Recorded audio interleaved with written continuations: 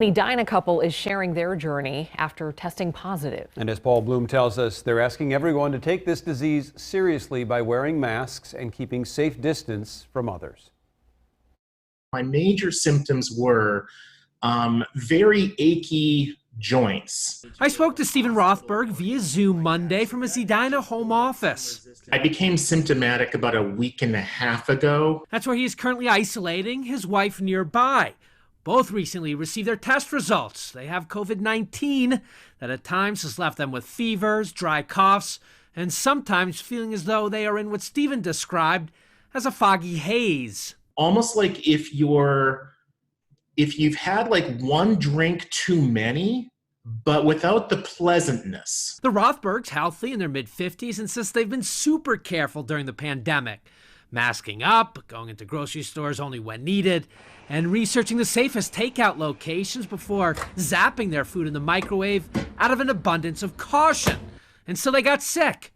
Fortunately, they've not required hospital care, but wanted to share their story to educate others as Governor Walz considers mandating masks in public, as some Minnesota communities have already done. Given how cautious the Rothbergs were before falling ill and recognizing just how serious the virus can be given their own health scares, the couple tells me they absolutely support the potential for a statewide mask mandate. If we can realize how close to home this is for so many of us, I think more of us will take it more seriously.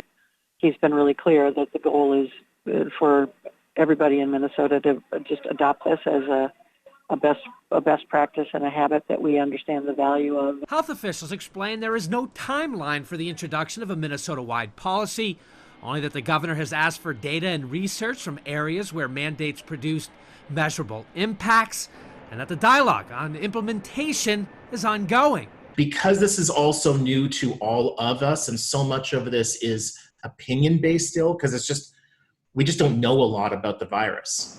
We don't know a lot about how it impacts people. Paul Bloom, Fox 9. And right now there are nearly 500 new cases of COVID-19 here in Minnesota. 2 more COVID-19 related deaths in the state, bringing that overall number to 1,504. Minnesota is seeing a new low. 114 people in intensive care today, down from 123 on Sunday. The state has now completed nearly 769,000 tests.